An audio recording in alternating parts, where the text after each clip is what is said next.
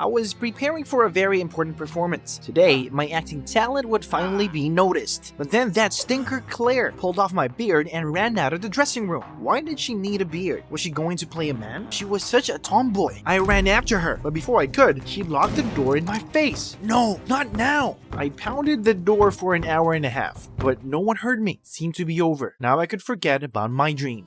Since childhood, I wanted to become a great actor. I studied in a theater group and the teachers praised me well.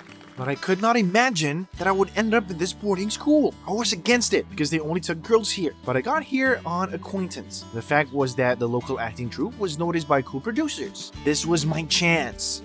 And finally today, they came to the main rehearsal of our play Romeo and Juliet. If they liked our game, we would be invited to perform in a real theater, and then world fame would be just around the corner. I banged on the door for an hour and a half until the cleaning lady let me out. I immediately rushed backstage. What if I could make it to the final?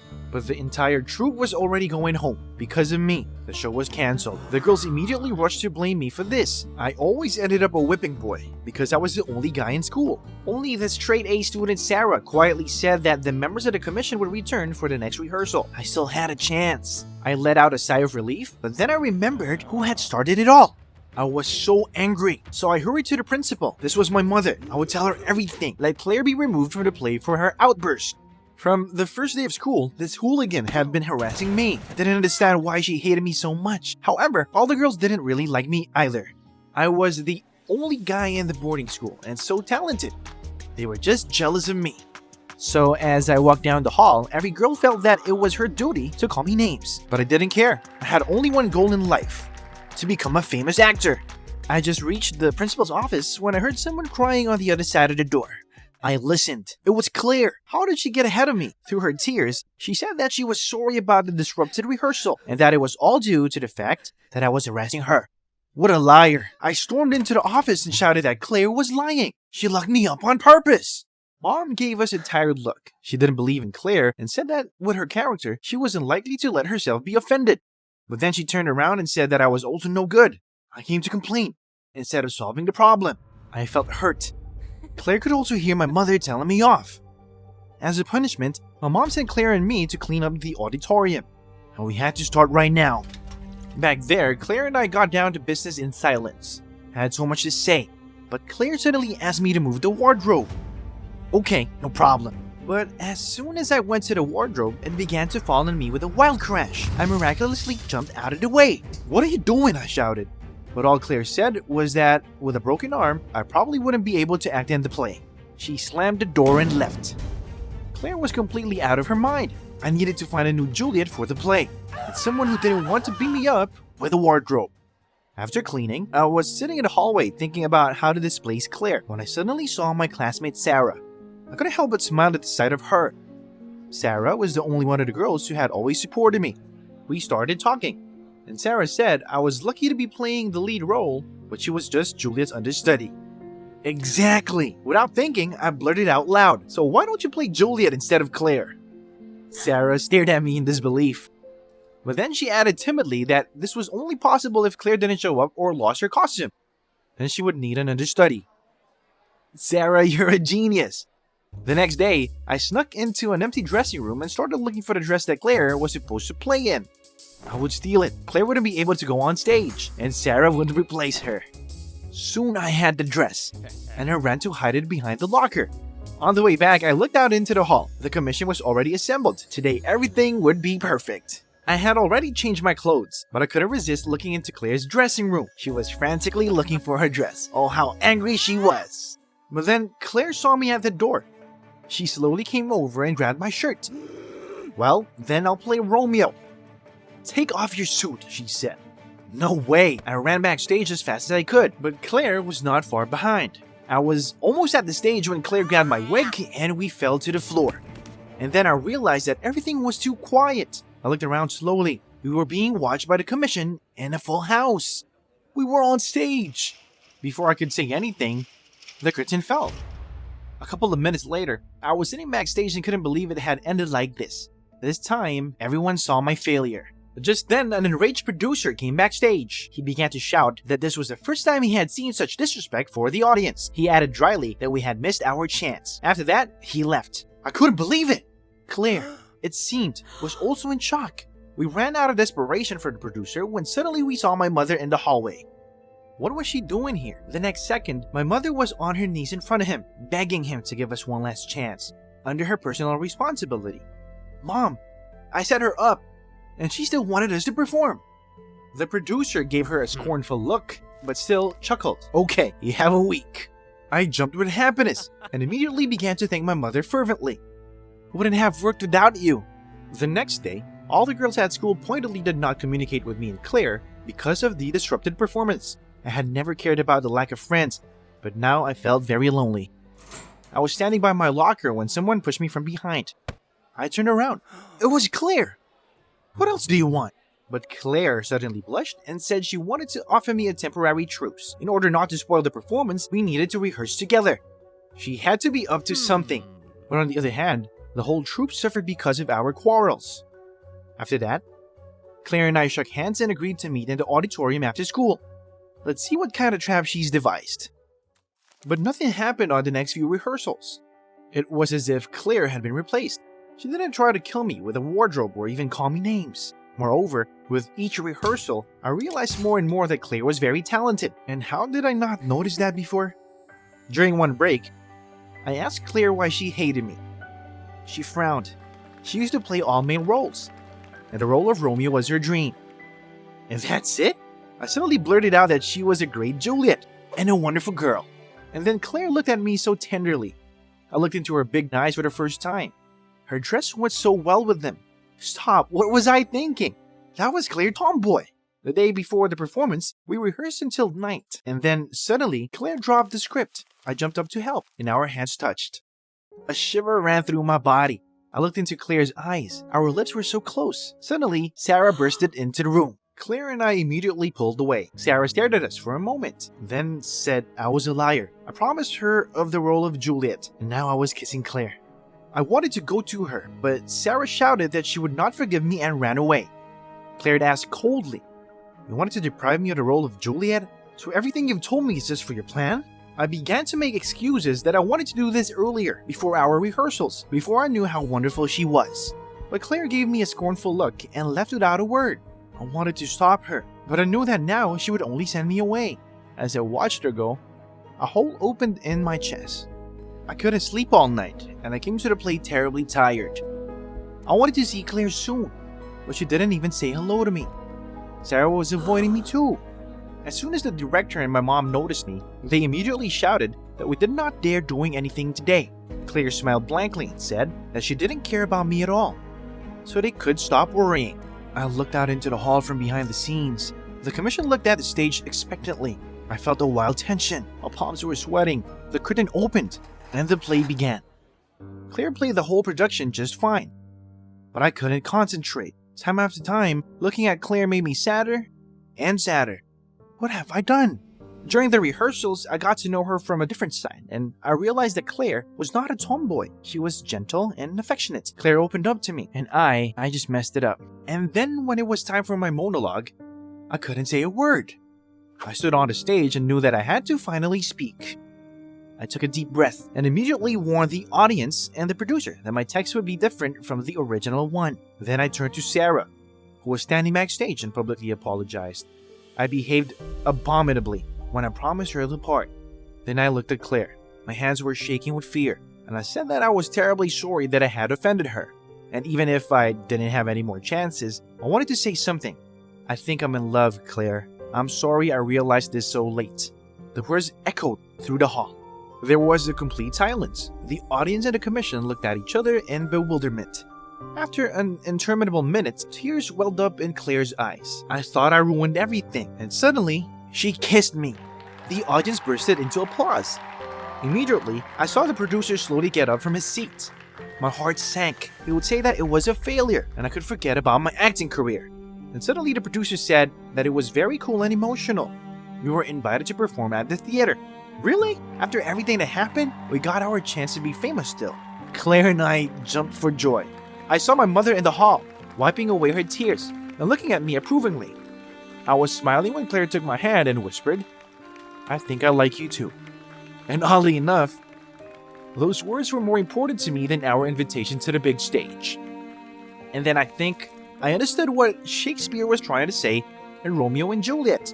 Warring people can still love each other and even change for the sake of their love.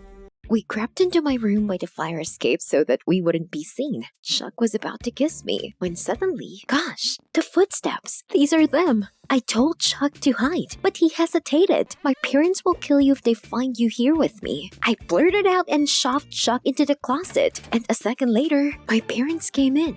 Did they really hear us? I was afraid. My parents stood in the doorway and said nothing. My dad sat down next to me, took off his glasses, and finally said, "We've decided to adopt a child." What the? Are they crazy? I was totally against coddling a baby, but I didn't say anything out loud because I had to get them out of the room because Chuck was still in my closet. Well, yeah. Sure, since you've decided. I don't mind, I said quickly, trying to drown out the noise from the closet. Now can I, change my clothes? My parents were surprised at the urgency, and my father went out to the closet and suspiciously looked at it, and they left the room. We almost got burned. I said and let Chuck out. This should be celebrated. He winked, pulling a bottle from his pocket. Wow, at that moment, my father came back. He had forgotten his glasses. There was a scandal. Get out, you brat! Dad yelled, dragging Chuck out of the room by the scruff of the neck. I ran after them into the hallway, begging my dad not to touch my boyfriend. But my father wouldn't let up. No more going outs. You got it? Then Chuck broke free, smashed the window with something, and jumped out into the street. What a crazy guy he is. That's why I fell in love with him. My mother was calming my father down and said that I didn't think of his weak heart. They made me go back to my room and my father locked the door. In tears, I called Chuck. He was already hanging out at some party. I apologized for my father and cried that I was now under house arrest. And soon, there will be another child here, and my life will become unbearable. I want freedom. I want to be with you. I asked Chuck to help me escape, but he said it was a bad idea. My parents would turn the whole city upside down to find me. It's lousy when you have no family. Chuck continued, I'd like to be adopted. What do you mean? I was taken aback. And then Chuck said that he was from the orphan home. Gosh, I didn't know that. He's lucky. Nobody controls him. Wait, what if my parents adopt him? Then he will be able to hang out in my room and it won't arouse suspicion. Chuck was worried that my father would recognize him and get in trouble. We decided that we would change his haircut, wash up the emo coloring, and get dressed neatly. My parents would love him. The day of the trip to the orphan home came. I asked my parents to go there with them and found out which boy they chose. Everything went according to plan. I'd met with Chuck at the orphanage, and we'd gotten rid of the kid for a while. Chuck had promised to take him to a biker race if my parents didn't see him.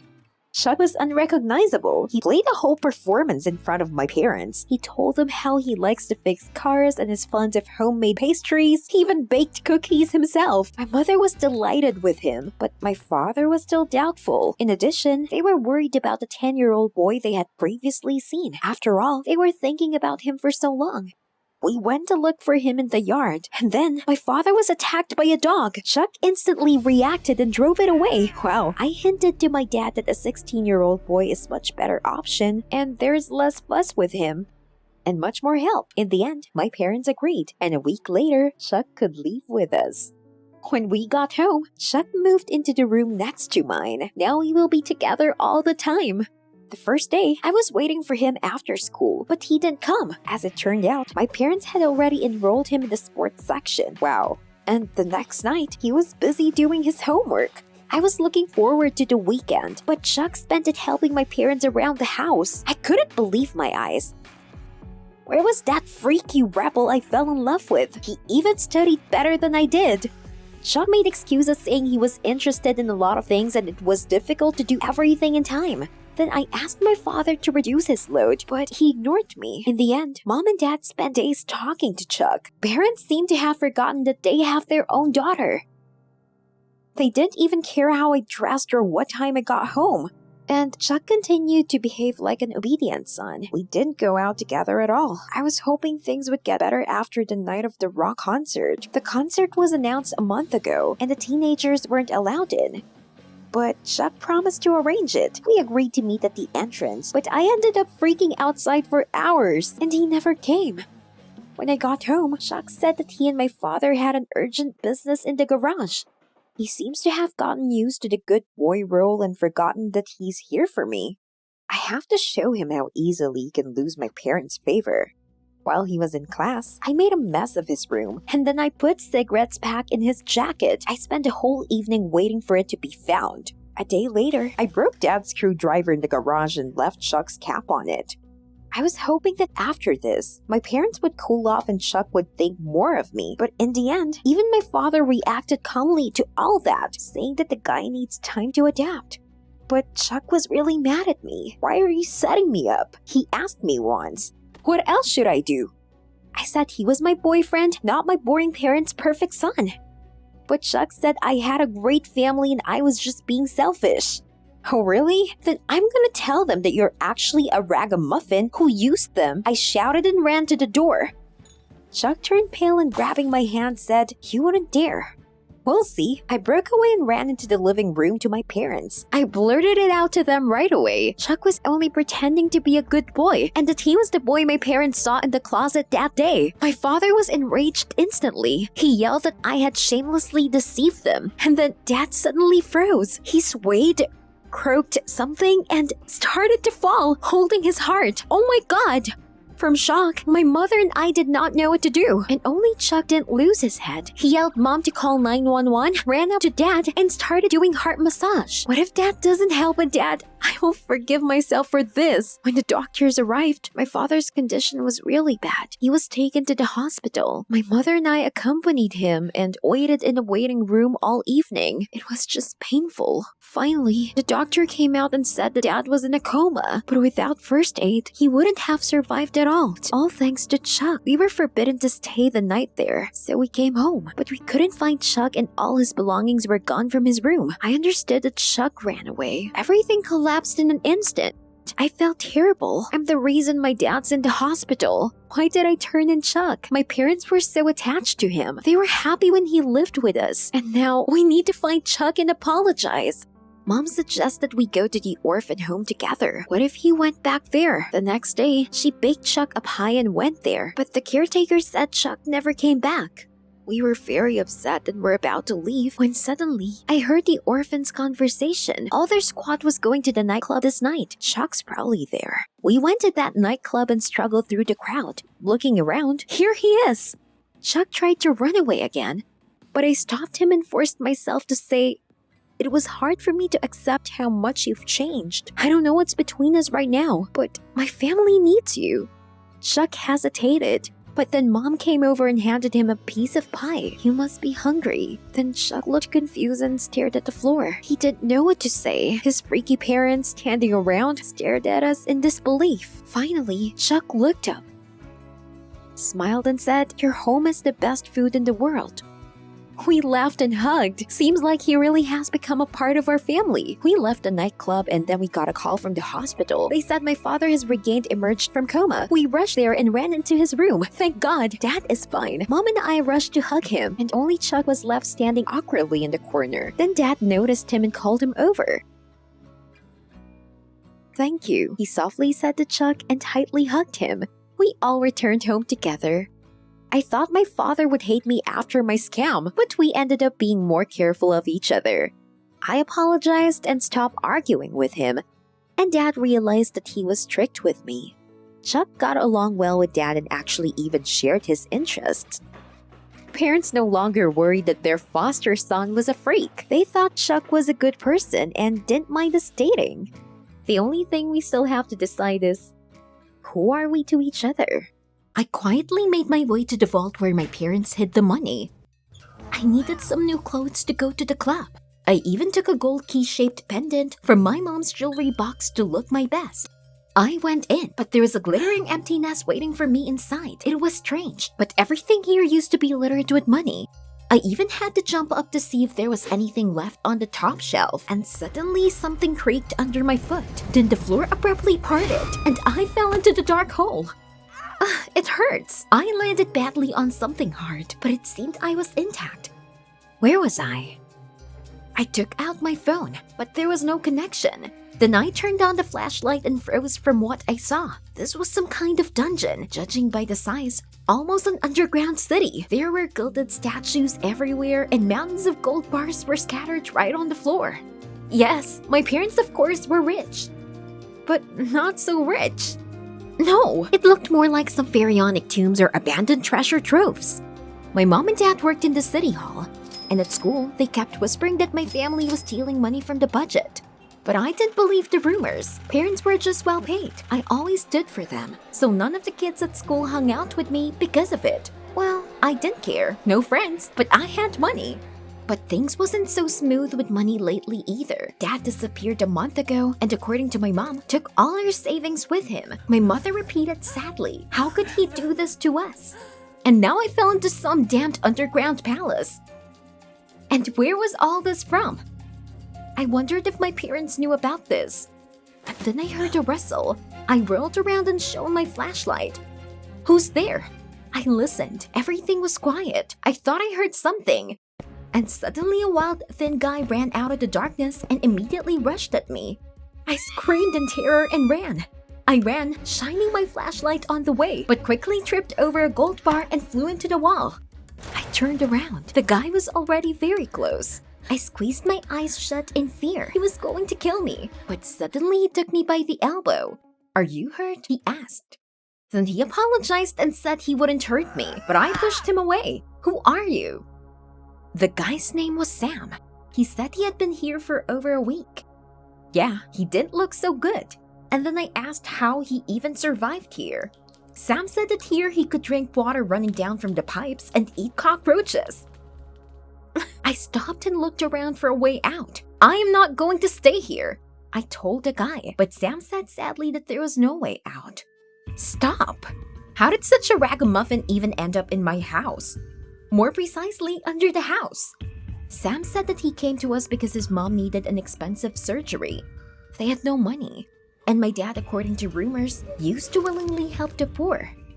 But there was no one at home, and just as he was about to leave, he heard screams and groans from somewhere in the depths. The door was unlocked, and Sam followed the cry into the house and fell through.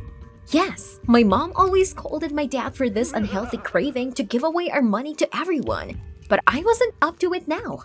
I looked up where it come from. Then I saw that the trapdoor through which I had fallen was ajar. Yes! I decided to collect the gold bars in High Pyramid and climb up. Sam, why are you standing there? Can you help me? But he kept looking around and telling me that I had to be quiet or the monster would hear us. Yeah, monsters of course. Did pharaohs run through here by any chance? Sam, you're starving out of your mind. I waved it off and continued working. Soon I finished my pyramid and climbed up to the trapdoor. But the bars were slippery and were moving apart. When I reached the ceiling, I tried to push the trapdoor aside. Come on!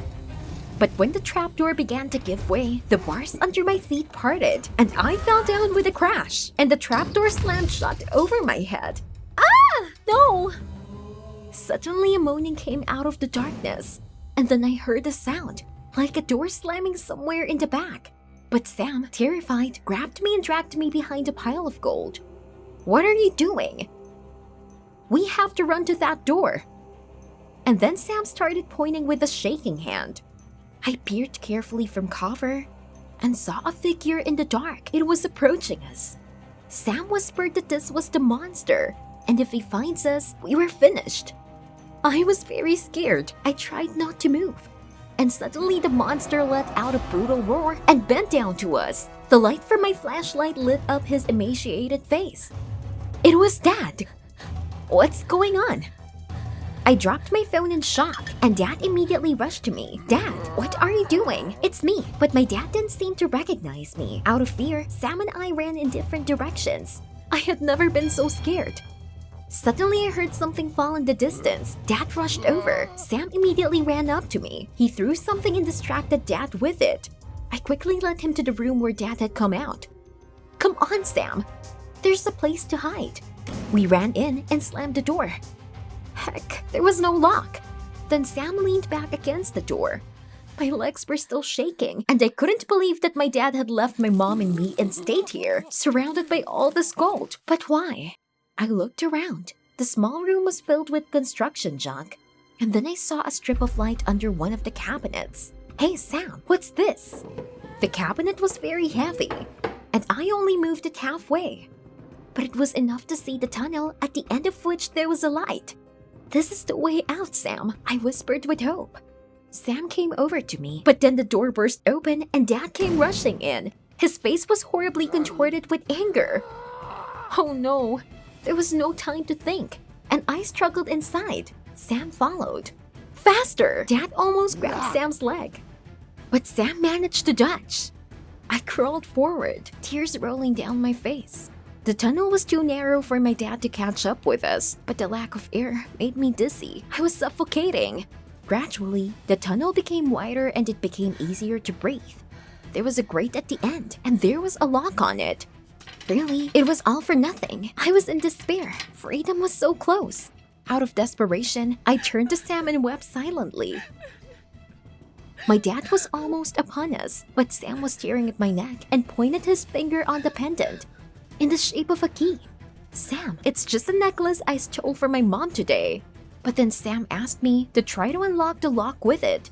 He thought it was a key. What nonsense! But there was nowhere to go, and I decided to try. I took the key from around my neck and reached through the bars. My palms were sweating with excitement and I dropped the key. No, my dad was very close now, and I could hear him breathing. We were finished. Then Sam crawled forward, pressed himself against the bars, and reached for the key with the last of his strength. "Come on!" Finally, he picked it up and quickly turned the key in the lock. We got out into the backyard. I quickly closed the grate and Sam snapped the lock. Dad couldn't reach us here. I was overcome with emotion and I hugged Sam tightly. If it wasn't for his ingenuity, we would have ended up eating cockroaches among the piles of gold. But Sam said he had to go home right away. He hadn't seen his mother in so many days, and he was afraid something had happened to her. I remember that his mother was seriously ill, but why didn't he take at least a piece of gold? Sam proudly said that being poor didn't give him the right to steal, so noble. At parting, I told Sam to come visit. He nodded and quickly disappeared.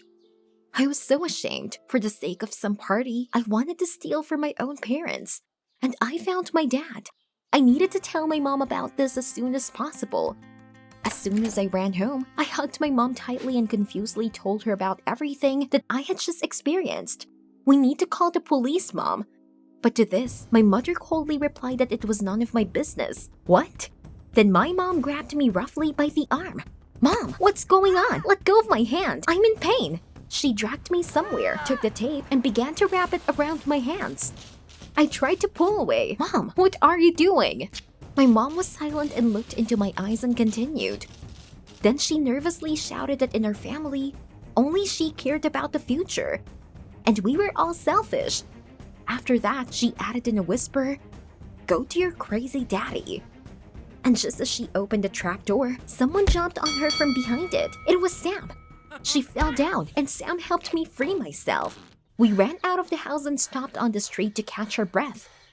"But Sam, where did you come from?" Sam said he forgot to give me my key. So he came back.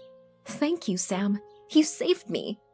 But he smiled and said that I was the first to save him. Now we were even.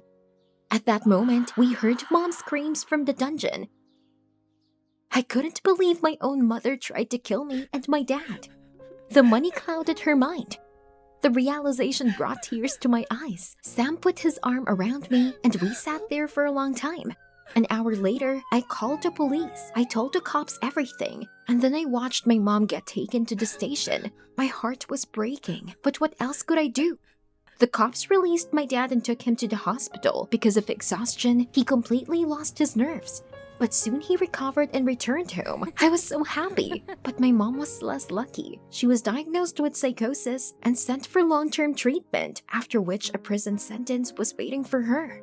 When my dad recovered, he said that my mother had been stealing money from the budget for many years. This money had ruined her so much that she seemed to have gone mad and even started building an underground city under our house. My dad wanted her to return all the money, but my mom was against it. We turned the gold over to the police, but some of it was saved for Sam's mom. Sam was so happy. A few days later, my dad and I were cleaning up our dungeon when my dad called me and showed bars stuck in the wall. It was strange that we didn't notice them earlier. We looked at each other and suddenly, Dad suggested building a free underground entertainment center for children. There's so much space here. I was so excited. Cool idea, Dad. Since then, I've learned that money isn't the most important thing, and they also need to be shared with those who really need money. Now every day, happy children come to our house. And I finally have a real friend, Sam. And I know for a fact that money can't buy that kind of friendship. Did you like the video? Subscribe and like it. Support the channel. Thank you.